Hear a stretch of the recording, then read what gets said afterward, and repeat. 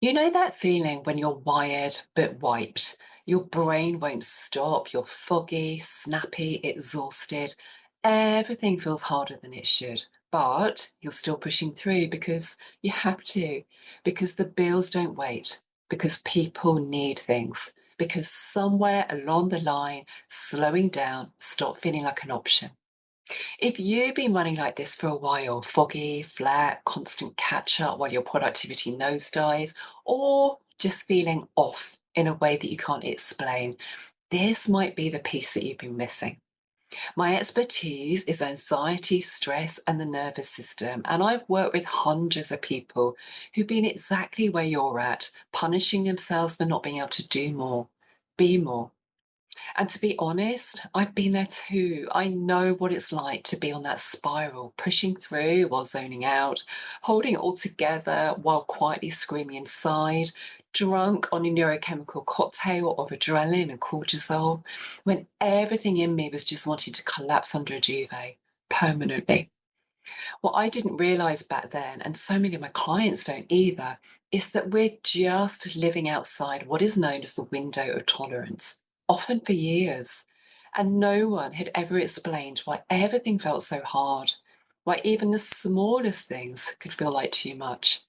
This was the turning point, the moment that things started to make sense for me and for the people that I now support.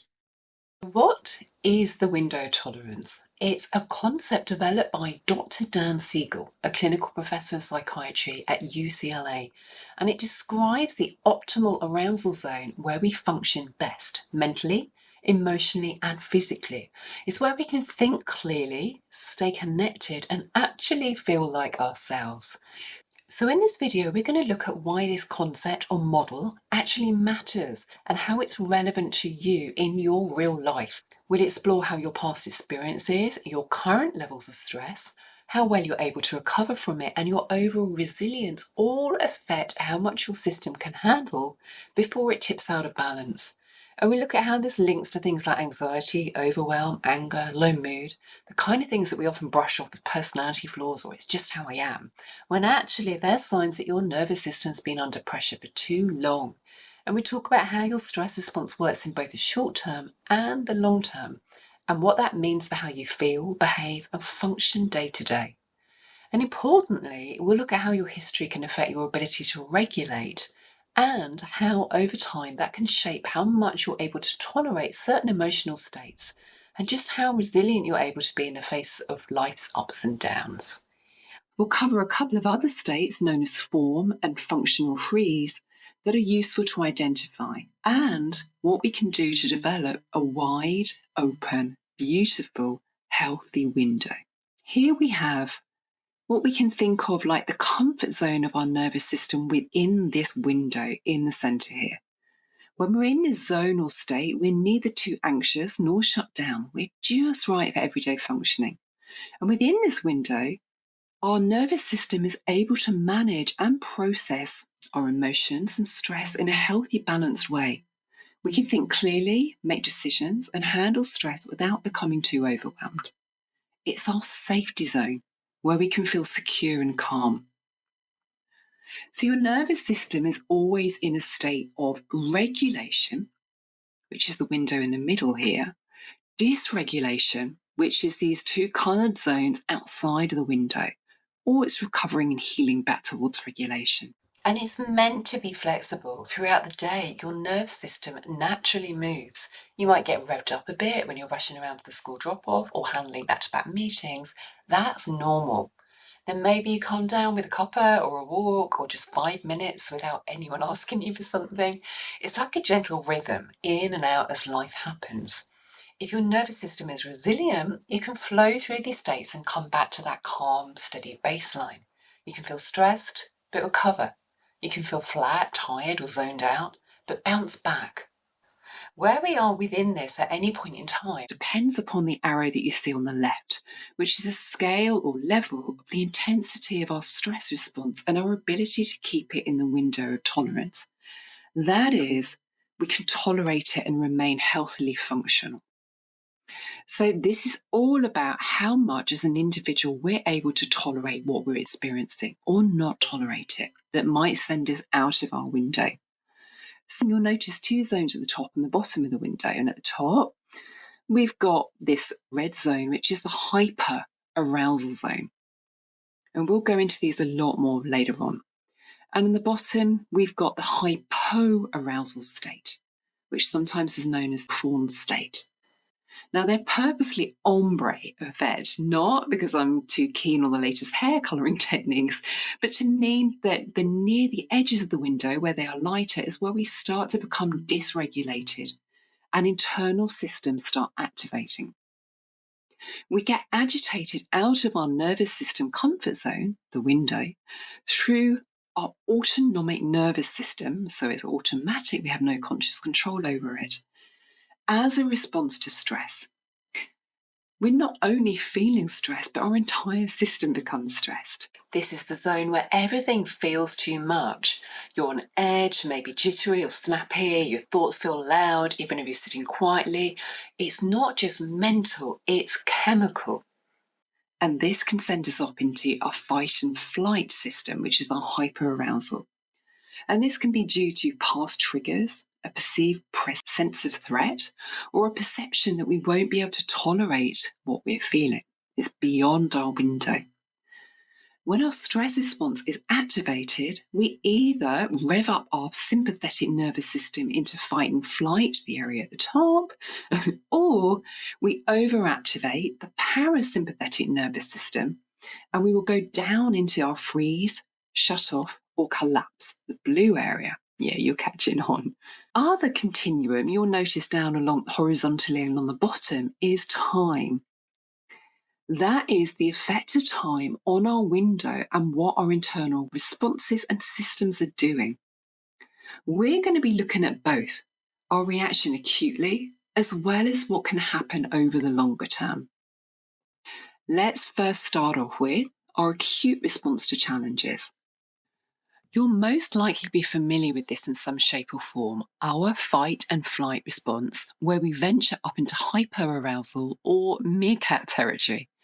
I've shown here the curve of arousal and recovery in an ideal scenario over a matter of minutes into hours into days, and I'm only going to mention the aspects and the hormones that are highly relevant to us, as this is one complex system and chemical cocktail. So acute hyperarousal is like an alarm going off in our body. It's responding, and you probably heard this before, but it's our wiring, right? It's responding as though we're being chased by a saber-toothed tiger. Our nervous system kicks into high gear. When we are triggered beyond our tolerance, part of our autonomic nervous system kicks in, which is our sympathetic nervous system, which activates. And I like to think of this as coming out in sympathy to our experience, although sometimes a bit too sympathetically. This system activates our stress hormones by doing some complex things behind the scenes, which we don't need to go into. But these include bits that we do need to be aware of, adrenaline and noradrenaline, and they flood our system, preparing us to deal with the threat, which is where those horrible, panicky, uneasy symptoms kick in and send our rational brain offline. We are functioning and being run predominantly at this point by our amygdala, our meerkat. As our sympathetic nervous system starts to take hold and set off this chemical chain reaction that's going on within our brain, cortisol is then released to increase glucose to our brain and our body to provide focus and energy. This is where healthy stress comes in. And if we experience a higher level of cortisol for a short period of time, that's when it gives us that healthy stress, that healthy challenge where actually we can be more focused, we can be more motivated and perform at our best, but only short term. Now, the parasympathetic nervous system, which is the other part of the autonomic nervous system, known as the rest and digest part of this system, works to try and counteract the sympathetic response. It produces hormones to calm the response down, and if successful, means that our cortisol reduces, and a hormone or neurotransmitter called GABA acts like a brake to bring us down back into regulation and in our window.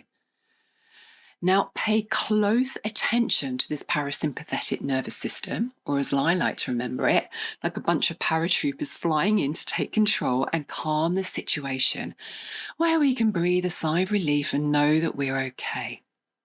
It's this system, all these paratroopers within us, if that's helpful to think of it in this way, that we're going to get you really good at purposely activating and bringing in to put those brakes onto this response and bring us back down into our window. For those of us that are pretty resilient and don't have any more stress to reactivate us, we'll happily pop down into our window within our inbuilt parasympathetic nervous system because it's doing its job. For those of us that have had activating arousal patterns and triggers going on, we need to give those paratroopers some clearer techniques and instructions and rehearsal for them to be able to do their job properly so that they can help us, we can help us, bring ourselves and regulate ourselves down to stay more within our window of tolerance. We'll cover more on how to do this later in the series. Now, here's where it gets tricky. If we're constantly under pressure, financial stress, kids, deadlines, maybe unresolved past stuff bubbling underneath, we start spending more time outside that window into more chronic dysregulation, swinging sometimes between hyper and hypoarousal, or staying more in one of the zones long term. So let's move on to look at that now. So you've noticed probably that the time continuum down the bottom, you may not have, I'm just drawing your attention to it, has changed. So we're now looking at weeks into months into years. So what this is showing is the fluctuations of our stress response and window of tolerance over time for an average E sort of person. Let's get not too specific. So you can see the acute stress there, just up in the orange that we've already covered and that we've spoken about as a tiny bit of time in life over general. So this is just to help orientate you to the fact that we are looking over the longer term. If we have had recent or long-term history of impactful experiences, stressful circumstances, or past trauma, and this has taken its toll on the landscape of our brain, the neuroscience speak for it, which basically just means the state of our brain, plus if suppose we haven't really learned the strategies and skills to how to regulate ourselves and all that the anxiety, stress, anger, triggers are getting out of control, then this decreases our window of tolerance. And it keeps us stuck up on the red zone way more of the time in our day-to-day life. For a lot of us, it's living in a body that constantly feels on alert, even when nothing technically dangerous is happening. You might feel constantly on edge, overwhelmed, foggy, or flat. You snap more, you forget things, you lose your spark. You can't sit still to enjoy a meal because it just feels like you should be doing something more productive. You go to bed exhausted, but your brain's trying to solve the latest issue at 3 a.m. because that's the only time there is for it. And after complete collapse into unconsciousness, your hypervigilant brain is right back at it. You keep pushing through, but everything feels harder than it should. Sound familiar to any of you? Please, please no. It's not your fault. That's just your nervous system doing what it thinks it needs to do to survive. And it's just been on high alert for too long. And if you've been running like this for long enough, you might not even remember what it feels like to be in your window, inside of it. You've just gotten used to coping from the edges. Your body has recalibrated and this feels normal. That's the trap. And it can be very convincing. Or if you've dealt with trauma, unpredictability, or been constantly overwhelmed, your system might believe that staying inside the window isn't safe. You try to meditate and your system goes, nope, not going there. On the flip side, especially for those who have been overwhelmed for a long time, the system doesn't go into panic mode. It shuts down because some of us have learned an inbuilt mechanism of just checking out in the face of stress or difficult experiences. We may have learned that we can't tolerate them, so we just disconnect instead. If you dip below the window into the blue zone, it's like your whole system hits the brakes. Remember me wanting to hide under the duvet at the start of this video? It's this.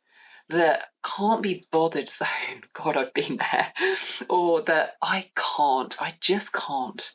When you're emotionally flat, disconnected, numb, that I don't have it in me. And it's real. You might feel like you're wading through treacle. You can't see plans, but you don't even feel relief. Or you watch yourself not reply to messages and wonder why you just can't. Everything just feels meh. That's not laziness. It's not selfish. Please hear me. It's your system protecting you by shutting things down, and it's needed. It's meant to be the rest, restore, and recoup zone, ready for you to bounce back up into your window. This is the bit where that little voice in your head is going, stop. Just stop.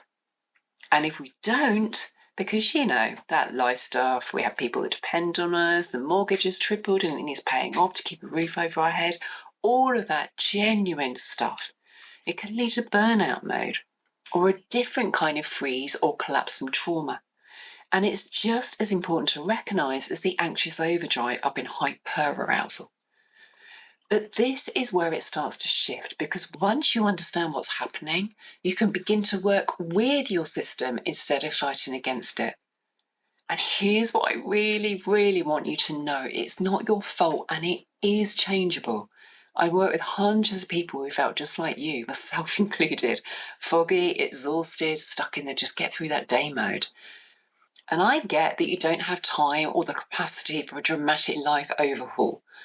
You need tiny, doable moments to tell your system it's safe to just stand down or come back into your window. And it's that starts to expand the window again, and for you to start feeling like you again. And in the next video, we're going to explore the signs when you've been living more outside your window than in it, so that you can identify where you're specifically at, because it's that makes us sit up and pay attention and shifts us into taking action and taking ourselves and where we are at seriously. I'll go a bit nerdy to see what's going on with our chemical makeup and the role that our neurotransmitters have in all of this. And we'll explore what happens when we stay dysregulated over the long term. And also coming up, we'll take a look at something called functional freeze, and take it from me, a lot of you will identify. So if this resonates with you, please share your experiences in the comments. So many of us are going through this, and it's great to know that we're not on our own. And of course, if this was helpful, please hit like and subscribe so that you get the next video in this series as soon as I release it. See you soon.